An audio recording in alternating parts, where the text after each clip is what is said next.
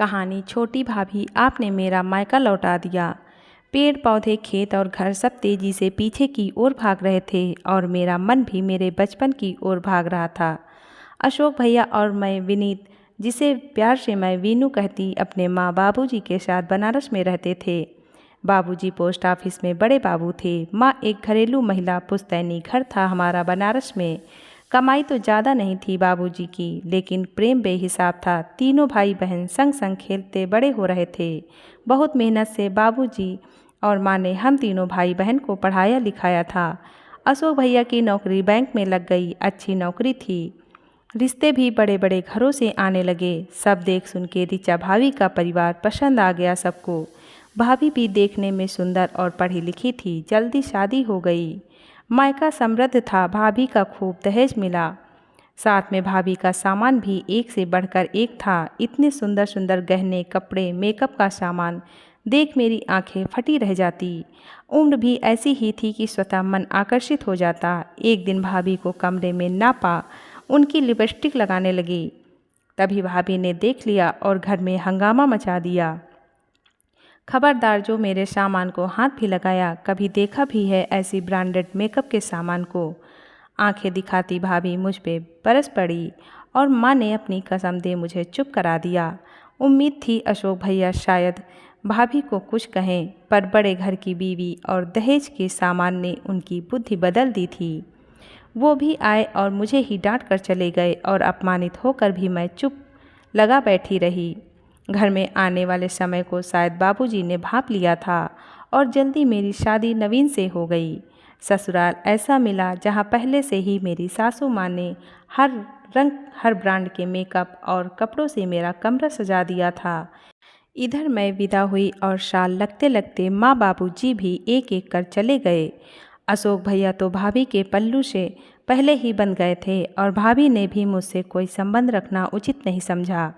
मेरा मायका अब ख़त्म हो चुका था, फिर भी हर तीज त्योहारों में मायके की यादों की टीस उठती और स्वतः ही दब भी जाती। कुछ सालों बाद वीनू की नौकरी भी लग गई और अपने साथ काम करने वाली एक लड़की से उसने कोर्ट मैरिज भी कर लिया।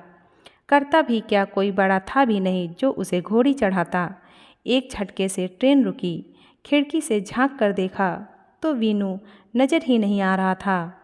दिल घबरा उठा। दिल्ली जैसे शहर में वीनू नहीं आया लेने तो क्या करूँगी। मैं अभी सोच ही रही थी कि आवाज़ आई, दीदी। पलट के देखा तो वीनू था, मेरा भाई। कितना बड़ा हो गया रे तू वीनू, कह गले लग गए हम दोनों भाई बहन। आंखें आंसुओं में डूब गई हम दोनों की।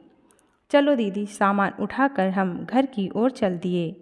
दरवाज़ा रितु ने खोला। मेरे वीनू की पत्नी, गुलाबी सूट, बड़ी बड़ी आंखें और मुस्कुराता चेहरा झट से मेरे पैर छू गले लग गई, जैसे बरसों से जानती है। मैंने वीनू को देखा तो वो भी मुस्कुरा रहा था। सफ़र कैसा था दीदी? बढ़िया था रितु, कोई परेशानी नहीं हुई। मैंने कहा, नहा धोकर आई तो खाना तैयार था। देखो दीदी, सब कुछ तुम्हारी पसंद का बना है आज। ये देखो, दही बड़े भी बनाए हैं रितु ने। याद है माँ बनाया करती थी और आप चुपके चुपके कितना खा जाती थी। उत्साह से वीनू बोलता जा रहा था। खाना बहुत स्वाद बना है रितु। मेरे कहते ही बच्चों सा चेहरा खिल उठा। 2 दिन रही वहाँ और दोनों दिन मेरे छोटे भाई भाभी ने मुझे सिर आंखों पे बिठा के रखा। थोड़ा अजीब भी लगे, आदत ही नहीं थी मायके के ठाठ और मायके के लाड लगवाने की। वापस आने वाले दिन रितु सुंदर सी साड़ी, बिंदी, सिंदूर और एक लिफाफा लेकर आई। ये भी रख लीजिए दीदी। नहीं नहीं, इसकी क्या ज़रूरत है रितु।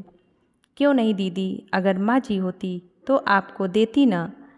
फिर भी आप मना करती क्या? ये तो आपका हक है, तो हक से रख लीजिए। अपनी छोटी भाभी के मुंह से ये सब सुन आंखें बरस पड़ी। सच कहा रितु, ये तो मेरा हक है, ज़रूर लूँगी। और दोनों नंद भाभी गले लग रो पड़ी। हमें देख वीनू की आंखें भी भर आई। मुझे पता है दीदी, इतनी बार बुलाने पर भी आप क्यों नहीं आती थी, लेकिन दीदी, सारी भाभियाँ एक सी नहीं होती।